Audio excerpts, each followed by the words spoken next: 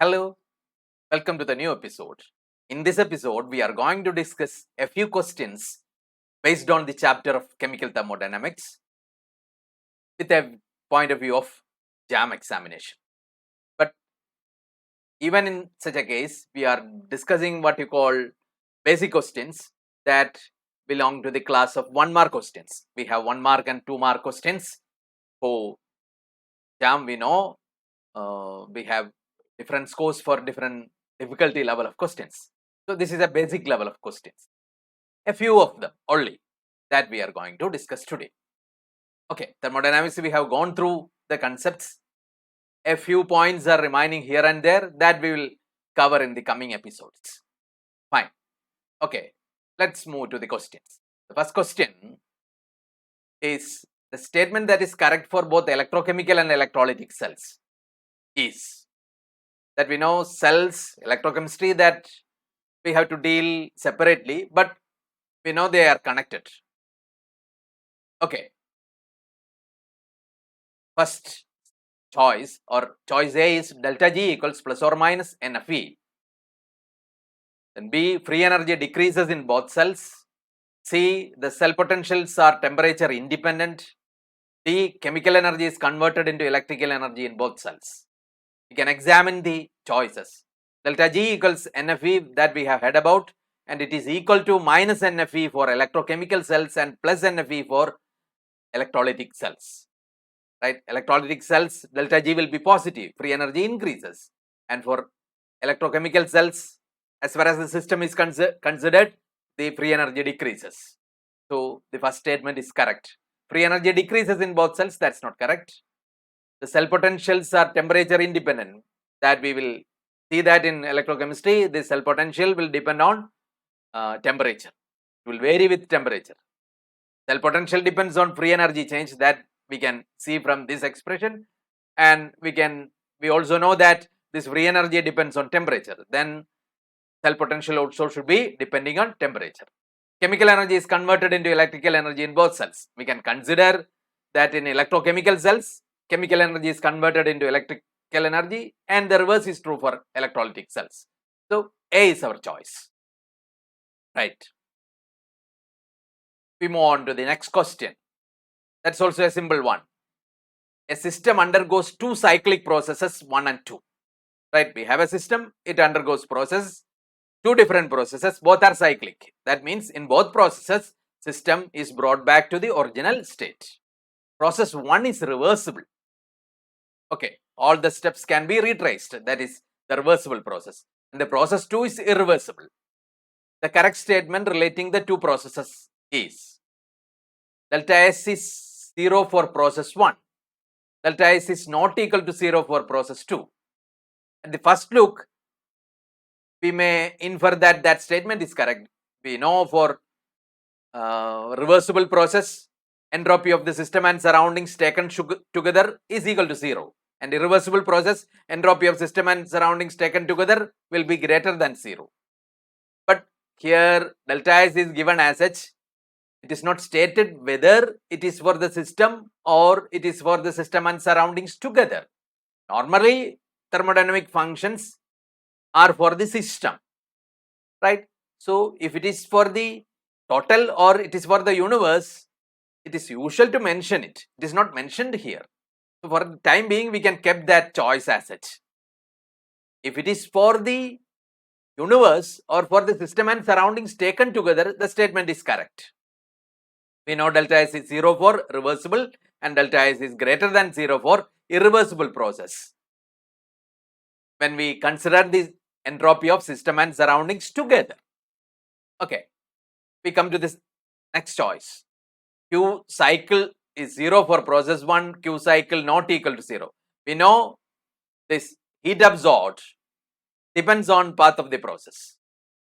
But it is never, there may be process in which Q is 0 or not. It may be irreversible or reversible. That doesn't matter. But we cannot say Q cycle equals 0. That never happens. That does not necessarily happen. Q cycle necessarily need not be equal to 0. Whether the process is reversible or irreversible. So the choice B we can rule out. more heat can be converted into work in process 1 than in process 2. In a cyclic process, we can convert heat into work. That we know, and we know we obtain the maximum possible work. That is the case of Carnot's engine. In Carnot's engine, we get maximum possible work. That is a reversible process, right?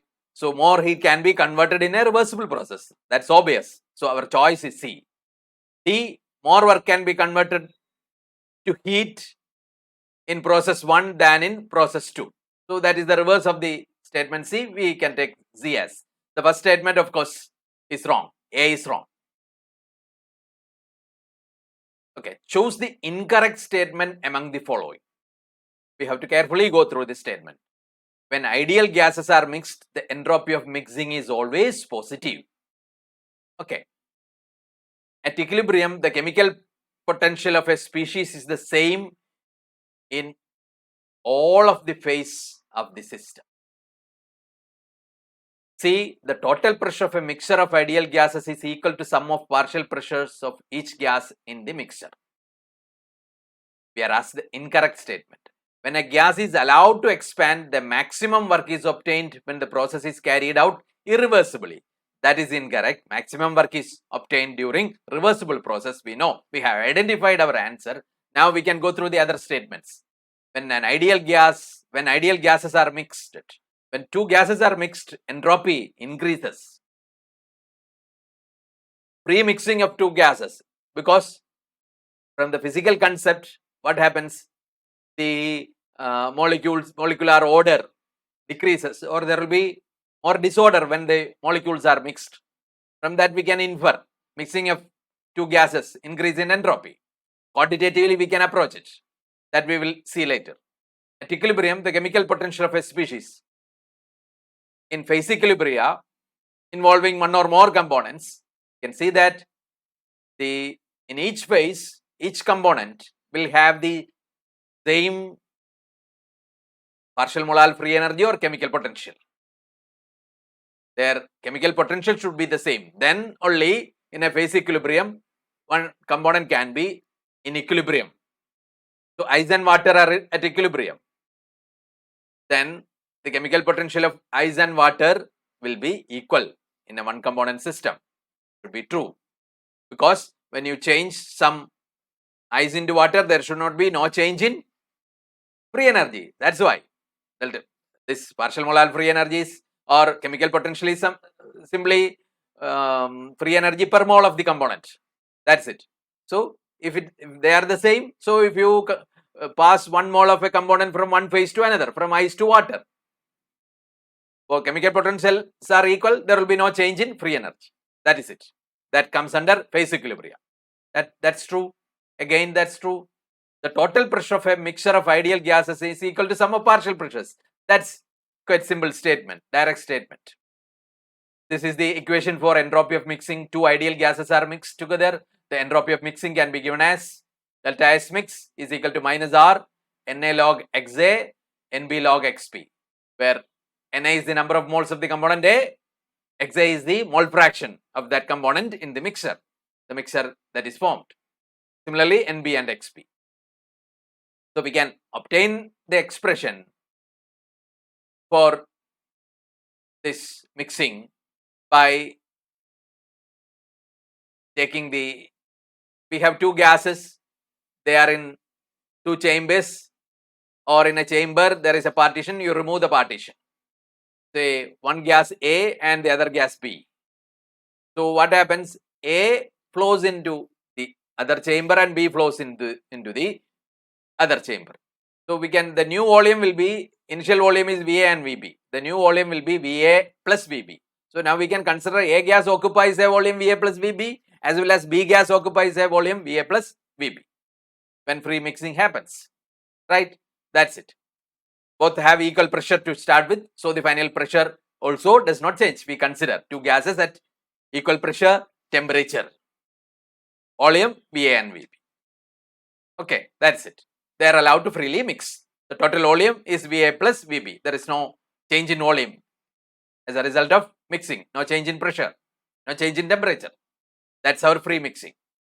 So we know you can consider it as an expansion of gas A from a volume VA to VA plus VB, and expansion of gas B from a volume VB to total volume VA plus VB.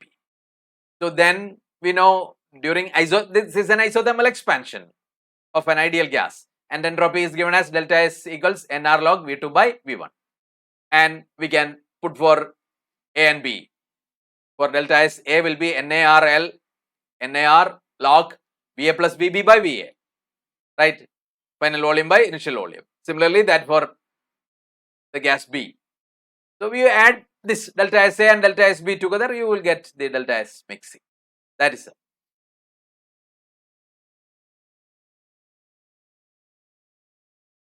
Okay, next question. For an ideal gas undergoing reversible Carnot cycle, the plot of enthalpy versus entropy. So we are familiar with pressure volume graph. That's what you usually encounter. But here we are asked what is the enthalpy, entropy versus entropy curve. So what happens to entropy and enthalpy? We can consider.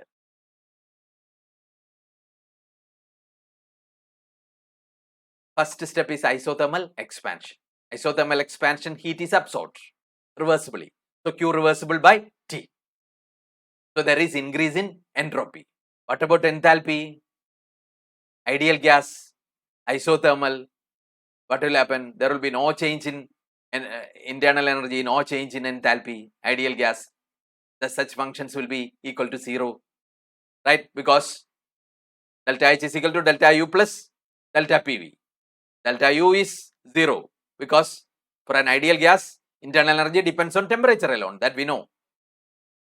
PV is a constant at constant temperature, so delta PV is also 0. So delta H is 0 for an ideal gas, isothermal expansion. Fine. So there is an increase in entropy. First step. Then adiabatic expansion. In adiabatic expansion, what is being done? There is no heat is absorbed or liberated. That is reversible. A reversible process. Q reversible is 0 in this case. So there is no change in entropy. It's a reversible process and no heat is absorbed. We can consider Q reversible as 0, and that will be entropy change will be 0. And what about enthalpy change? We can see that there is decrease in internal energy. That would reflect in, of course, reflect in enthalpy also. There will be a decrease in enthalpy also. So that is the second step, decrease in enthalpy. Then you have isothermal compression. It is applied. Sorry. It is rejected. Then what will happen? Q reversible by T will be negative. There is decrease in entropy. Right. Then finally we have adiabatic compression. Adiabatic compression work is done on the system. Right. There is change in internal energy. There is change in enthalpy. So there is increase in enthalpy. So B should be our answer. Hope you have followed.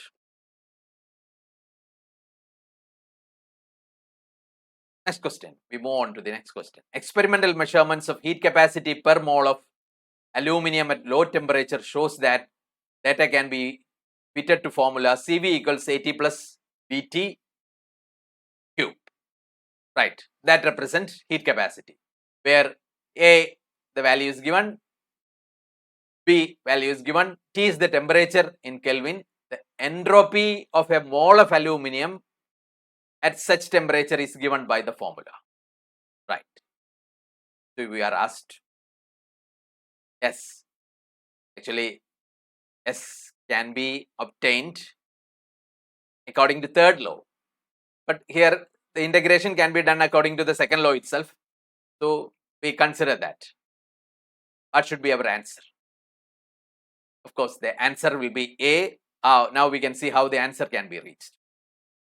So we have the expression for ds. We have already seen the second law. ds is equal to Cv dt by T plus R dV by V. Right. And this is a solid. Change in volume can be neglected. So the second term dV by V. dV can be taken as equal to 0. So that vanishes. We can put ds as equal to cv dt by t. That is it. Now it can be integrated to find s. We can write ds is equal to cv can be substituted at minus bt cube to dt by t. You integrate it. S is equal to at, right? Then it will be integral of t square. So you will get b by 3t square t cube, b by 3t cube plus the integration constant c. Usually it is put as S0. Here it is put as c. So that is our answer. A is our answer. Next question. The temperature difference between hot TH and cold TC reservoirs of two Carnot's engine A and B are the same, right? That is TH minus TC is the same for two Carnot's engine. The temperature ranges are different, but difference is the same. Okay, fine. If the ratio of respective efficiencies Na by Nb is equal to 1 by 2, then the ratio of hot reservoirs of temperatures THA by THB is, right? How we can find it out?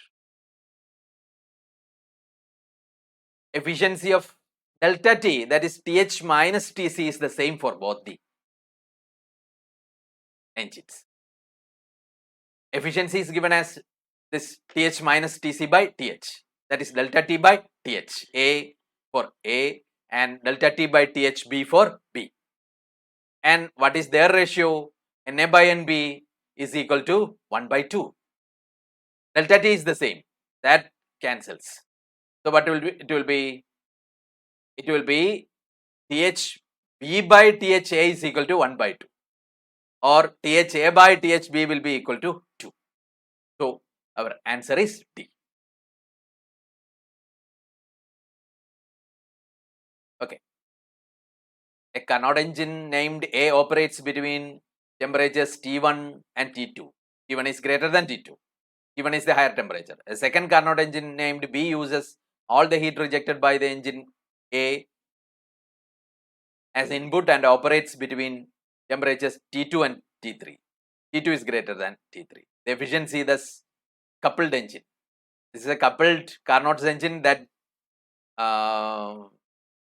works perfectly. You can consider it as a single engine and give the answer. So the higher temperature is T1, lower temperature is T3. So of course the efficiency will be 1 minus T3 by T1. 1 minus T3 by T1. C should be our answer. That's quite simply you can approach. We can do it mathematically as well. First engine we know work done is Q1 minus Q2. Q1 is the heat absorbed from the higher temperature, Q2 is the heat rejected to the lower temperature. And eta 1 will be W1 by Q1. It will be T1 minus T2 by T1. Of course, that is 1 minus T2 by T1. Second engine W2, that's the work done by the second engine. That will be Q2 minus Q3. Q2 is the heat absorbed there, Q3 is the heat rejected there. Eta 2 is W2 by Q2. That will be T2 minus T3 by T2 or 1 minus T3 by T2. Okay, total work done will be W1 plus W2. That will be, if you add, it will be Q1 minus Q3. That's fine.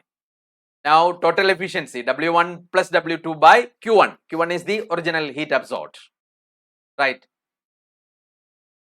That will be of course Q1 minus Q3 by Q1 divided by Q1. Okay, we can put W1 as equal to, from the expression for efficiency of first engine, we can put W1 as equal to Q1 into efficiency, that is 1 minus T2 by T1. Then W2 can be put as Q2 into efficiency of the second engine. Total divided by Q1. Okay, fine. Now Q1, W1, the term for W1 plus, now instead of Q2, we can have an expression for Q2 from the equation W1 is equal to Q1 minus Q2. So Q2 should be equal to Q1 minus W1. We substitute for W1. Then we will get Q2 as equal to Q1 into T2 by T1. Fine. Into the expression divided by Q1.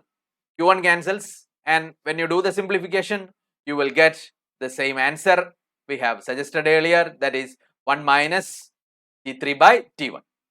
So, two combined engine, we can consider it as a one engine and directly solve it. That is it. Thank you. This is a flavor of these questions that we may expect as 1 mark questions from thermodynamics. Thank you. Thank you for the patient listening. We will meet with tougher questions of higher scores for JAM in a later episode. And we will be having some episode of missing points in thermodynamics as well. Bye. Thank you.